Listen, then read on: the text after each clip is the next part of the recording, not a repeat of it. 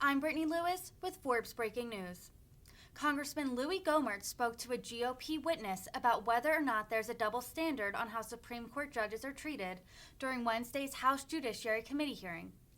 The hearing was dedicated to Supreme Court ethics and recusal reforms, which Republican members saw as an unfair attack on Justice Clarence Thomas. Gohmert claimed Democrats had, quote, credibility problems for calling out Thomas's alleged conflict of interest, while not making the same argument about left-wing justices. Let's listen in. Recognize 5 minutes. Thank you.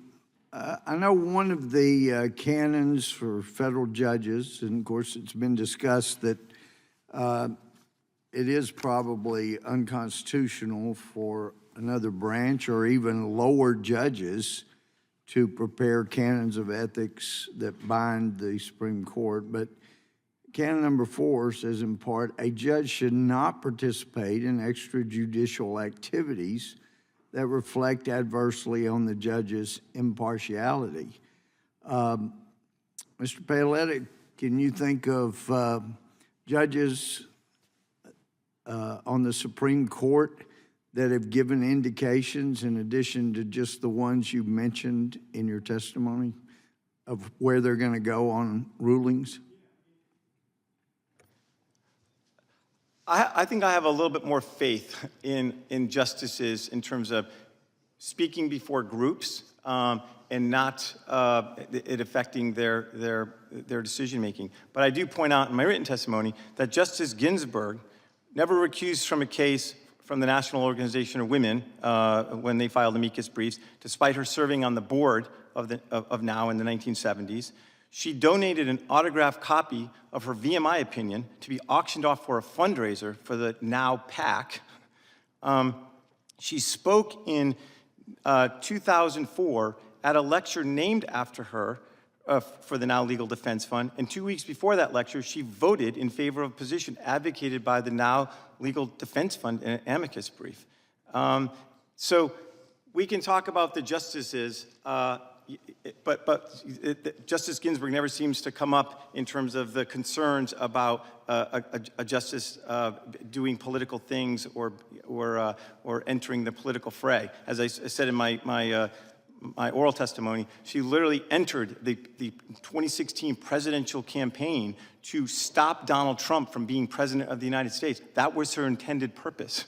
I think that's unprecedented in modern times. I do recall that. And it is interesting, though, if you're a liberal justice on the Supreme Court and family members even participate in a brief before the court, well, you're fine. That's okay. We don't see that as any problem. But let me tell you, when you come in here and you talk about the credibility to attack Justice Thomas, and he is the only name that you mention, you have credibility problems. That's just the way it is. And let me also tell you, one of the most far-reaching opinions ever issued, in my opinion, by the Supreme Court was the Obergefell case that really forced on states that they must recognize same-sex marriage. Well, here's an article that talks about, and of course, argument in the case, April 28, 2015, was decided June 26, 2015. In May, Justice Ginsburg presided over a same-sex wedding in advance of the Supreme Court's decision. And in fact, when she pronounced the marriage, as the New York Times reported, not that we can trust them, but that she said, quote, with a sly look and special emphasis on the word Constitution, Justice Ginsburg said that she was pronouncing the two men married by the powers vested in her by the Constitution of the United States, unquote. It would seem to me that that was giving an indication, to quote the Canon 4, that of what the judge's feelings were on that case.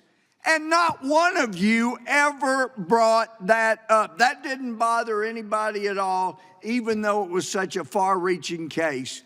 Justice Thomas knows what all of my very conservative, dear black friends know is nobody is treated more brutally in this country than a conservative black. And it's just like Justice Thomas said at his hearing.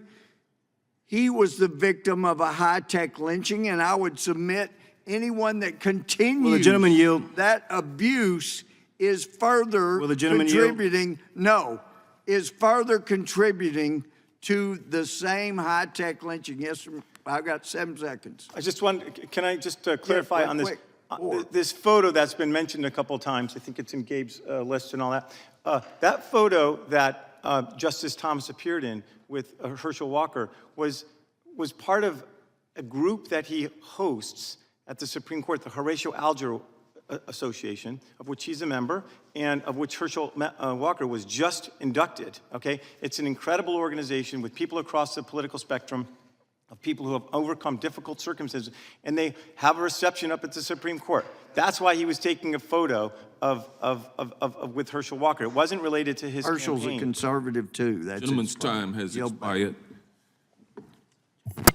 Now go to the gentleman from New York, Mr. Jeffries, for 5 minutes. I thank the distinguished chair for your leadership, for convening this hearing. I thank all the witnesses, particularly Professor Gillers,